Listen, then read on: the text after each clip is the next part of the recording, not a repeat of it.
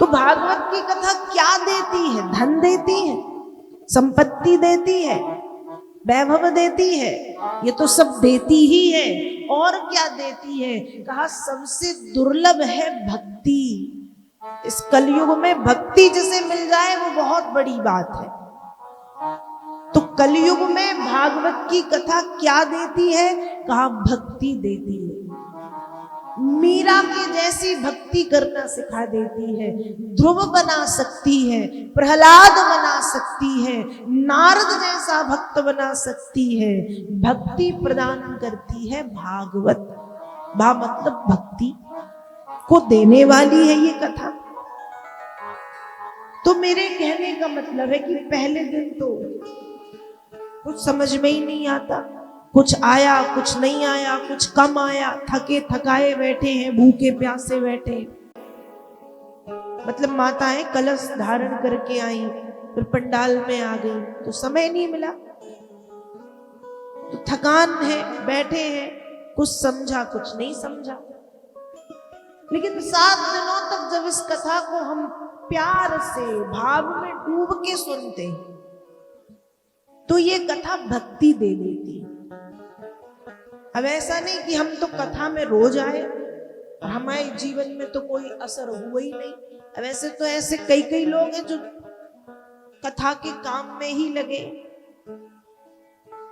कथा सुन रहे हैं या निरंतर कथा में कोई ना कोई काम है उनका, उसके बाद भी दिमाग में चढ़ती नहीं है बात, क्योंकि कभी कथा में वो उनने घुसने का, प्रवेश करने का प्रयास ही नहीं किया,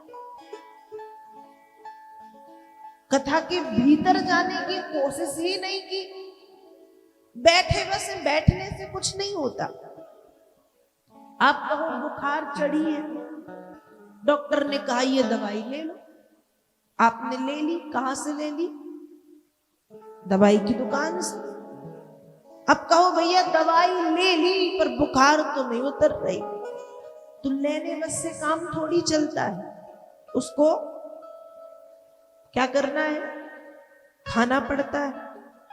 अब दुकान से तो ले आए पर हाथ में रखी है, बुखार ठीक नहीं हो रही, तो भैया पहले खाओ, गले से घुट को नीचे उतारो, 1-2 घंटे में बुखार चली जाएगी।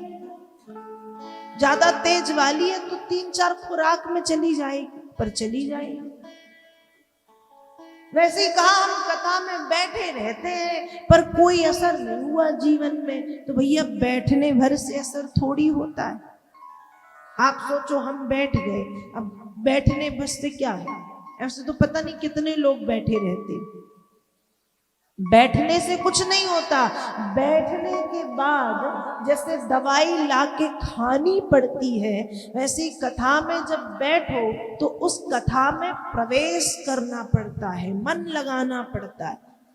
मैं क्या बोल रही हूं, पहले दिन हो सकता है मन ना लगे, पर दूसरे दिन से लग जाएगा, अपने आप लगेगा। यदि मन में भाव है तो लग जाएगा। तो जब मन लगने लगेगा तो ये जो भागवत की कथा है, भक्ति को प्रदान करने वाली, भा मतलब भक्ति को देने वाली कथा है। भा मतलब भक्ति। इस कथा को सुनने से भक्ति मिले, प्रहलाद जैसी, ध्रुव जैसी, नारद जी के जैसी, मीरा के जैसी भक्ति मिल जाए जिस कथा को सुन करके। गा मतलब जिस कथा को सुनकर के ज्ञान की प्राप्ति हो, ज्ञान मिल जाए। कैसा ज्ञान? उचित अनुचित का ज्ञान। ज्ञान तो कलयुग में तो वैसे सभी होशियार है, किसी को ज्ञान की न देने की जरूरत, ना किसी से लेने की जरूरत है, सब अपने आप में ज्ञानी है, बड़े बड़े ज्ञानी है। लेकिन ये कोरा, ये अध कचरा, ये झूठा ज्ञान नहीं। जो वास्तविक सत्यता है, जो वास्तविक ज्ञान है, उस वास्तविक ज्ञान की प्राप्ति भागवत की कथा को सुनने से होती है। गा भा मतलब भक्ति को देती है, गा मतलब ज्ञान को प्रदान करती है, ता का मतलब है त्याग और तपस्या। त्याग करना सिखाती है और तपस्या करना भी सिखाती है भागवत की कथा। त्याग, त्याग क्या है? त्याग का मतलब वही त्याग करना, बलिदान जिसको कहते हैं, त्यागना।